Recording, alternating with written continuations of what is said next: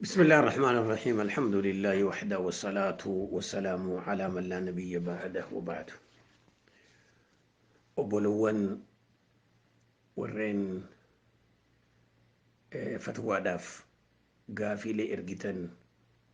قرادان دي ورتو سنكي إيماناتين قافي لإنتي سنتق خراخي يقيسي أكار ما قديتي بسم الله الرحمن الرحيم قافين دراءك جدو biyyattiin yetti zakaa fixrii walitti qabaniiti masgida geeysanii warri masgidaa qooda hukmiin tun akkami wallaalaan tokko tokko yoo akkasitti zakaa masgidan geeysin fixriin isaanii hin jirtu jedhanii dubbiin tun akkami ta duraatii masgida walitti qabanii geeysuun humaan qabu yoo imaamni nama amanamaa ta'e takkaawu mu'azzin amanamaa ta'anii odoo dirree salaataan deemneen duratti yoo hiran huma takka illee hin qabu. Odoo dirree salaataan deemneen duratti hiranii yoo fixan huma takka illee hin qabu. Namni immoo yoo nufi masgiidan geeysin kan namni gartee manatti firraa kafalu kanaan fixriin isaanii hin jirtu hajuu yoo dhufu ta'e suni jaahila dubbii isaan laalan. Gaafin itti aantu akki jettu. Namni tokko jaartii soddaadhaa akka haadha fi itti ilaalee dhungachuu ni danda'a. Akkuma san beera gurguddaa fakkaataa isiidhaa hoo yoo harka fuudhaniin dhunganne kun eega ala bahee biyya Su'uudii waa barate mataa ol qabate jedhanii namarra laalanii akkam goone. Obboleessaa Rabbi jaalachuu fi diin jaalachuu fi nama firraa eeguun dachii fi samii. ربنا أكجو ورقرتي شريعة إسلام ما إيجتشو خيستي حقا هجتن ولا يخافون لومة لائم جاء ربي ورسيقال نما واتك اللي دانتاتين كم نجتشو جارتي صدادا هركا فودون واتكالين كف إسي وجنياتشو لين أمو فكاتون إسي دا شفتنو أجنبي دا وان قرتي بي أرار رابرتين ونجان جتي إفسي قالتو سن سموتي خيسا باسي الرب ما خيف الرأيك قافين التأنتو أكجلتو نمني توكو أدوني في طوري اللقو تجرتو نقيا في الرحمة نبي الربوس نيندا ديبسان نقيا في الرحمة نبي الربوس قفامتي قرآن اللي قرأوا دينده نمني كان سينجو يو خجراتو تاتي سوني جاهلة طوري اللقو نجا في رحمة إرجما سر ربوسو أكو مثلا قرآن اللي خولين فونه جوال الرا تكاو حفظين قرؤون دور كان هنجرو قرآن ما الله كان تقيم ملي قافن اتأنتو أكجتو نمي تكو خدالا دينين رجل تيو الدنيا را ديمي أبا منسي أناتو خفلجي وان سنبادتي yoo kennu illee baate nama sanii furii isaa namni sana addunyaarra ni jira eenyutu itti gaafatama. Deebisaan namni tokko waan kana abbaan manaa keeysaahu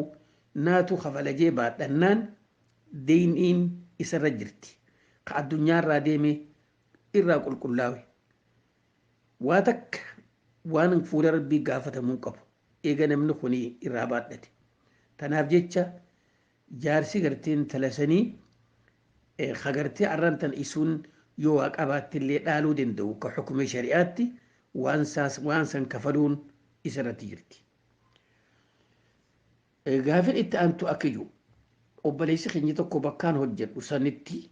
abbaan waan hojii isaa san re'ee horii mana ta'uu dalagaa bakka hojii san gurguree akkasitti quraana diqqaa tokko if wajjin fudhadhee deemeeni anillee qarshii 100 biraa qaba qur'aana kanaaf maaltu narra jira ta duraatti obboleessa qur'aanni kuni bakka dalaydu san namni siin duratti bakka sanitti itti qara'uun ni malti hedduu aadaan arabaa akkana bakka gartaa dalagaa galantana qur'aana kaayan qur'aana kana kanumachi dhufe itti fayyadama tanaaf jecha dogongorri kee qur'aana san fuutee deemuun dogongora keeti bakki sanilleen gurguramtu wanni abbaan achii qabsu lukkuu haa ta'u horii haa ta'u gurguru dachiin sannuma jirti manni sannuma jira namas booda fudhachuu jiraata si galee bakka sanirraa fuutee deemuun kee dogongora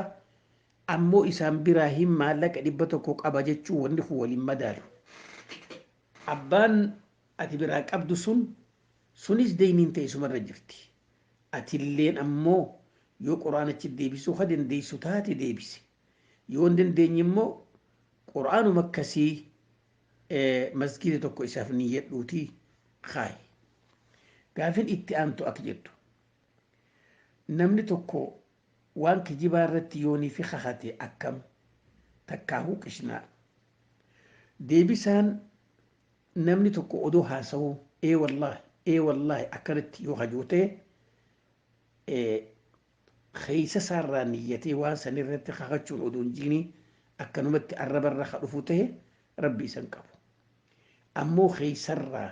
niyyatee waan tokko inni kun dhuga jedhee yoo kakatu taate ka duraa kuni macsiyaa guddoo keeysa gale ta duraa tawbaa isarra jira lammeeysaa waan irratti kakate saniif kaffaaraa isarra jira nama kudhan nyaachisuu yookiin gabra ataquu yookiin yoon dandeenye soommanuu nyaachisuu soommanuu ataquu hin dandeenye wanni isarra jiru soommana guyyaa sadiiti ammoo namni kuni akkuma rabbiin jedhe laa yu'aakhidhukum Allahu billagwi fi iimaanikum walaakin yu'aakhidhukum bimaa caqadtumul aymaana jedhe rabbiin wanni irratti rabbiin isi qabu waan takka ta'uwaan irra kakate irratti qabamtaa beeki wanni immoo akkasitti afaan irratti nama dhuusan rabbiin itti isin qabu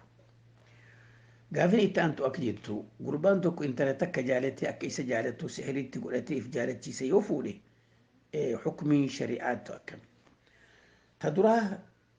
hukmiin haa dura sihiriin mataan sii maalii maan gaafatin sihiriin waan nama kafarsiisurraa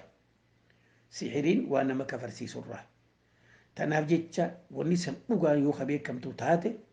namticha kanaan intala tana isin sin jaalattu sihiriitti gooteeti intala tana fuute irraa hiiki isaan jechuu sigalee irraa hiiki isaan jechuu yoo ammoo isin ka if beeytu taate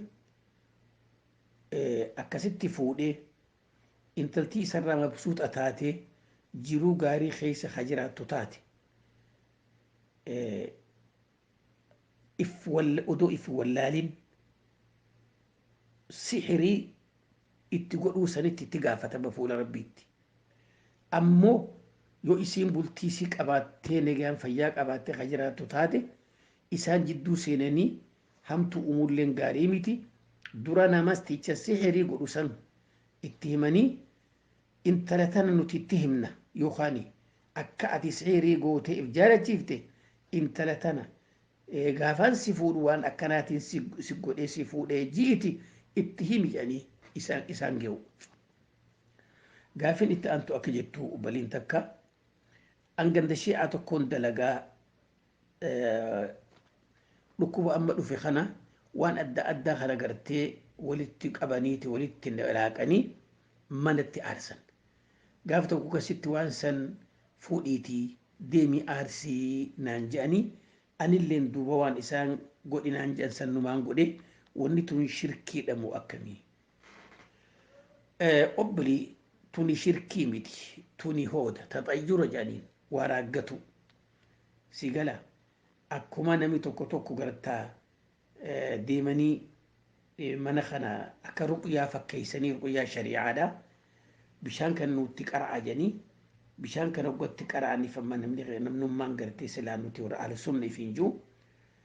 bishaan kana duuba shirshir jedhan alaan hatta makiinaallee makiina haaraa bitan itti facaasan bishaan san itti qara'anii mana haaraa yoo galaniis waan hedduu waan akkasiitirraa jarri kunis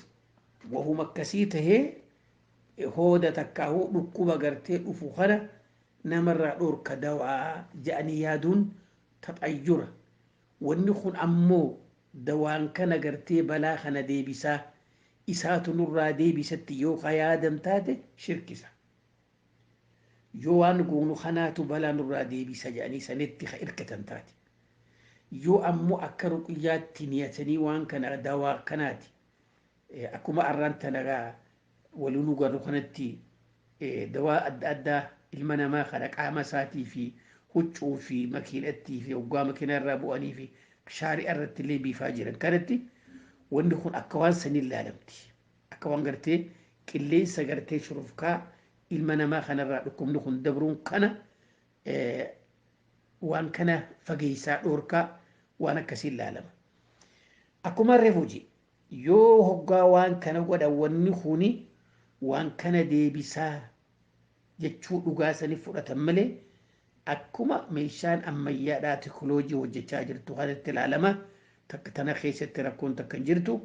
atillee waan san faffacaasuuleen humaa sirra hin jiru yoo hoodan niyatan ammoo sigala san qofaa dhoorka. هذا وبالله التوفيق والسلام عليكم ورحمة الله.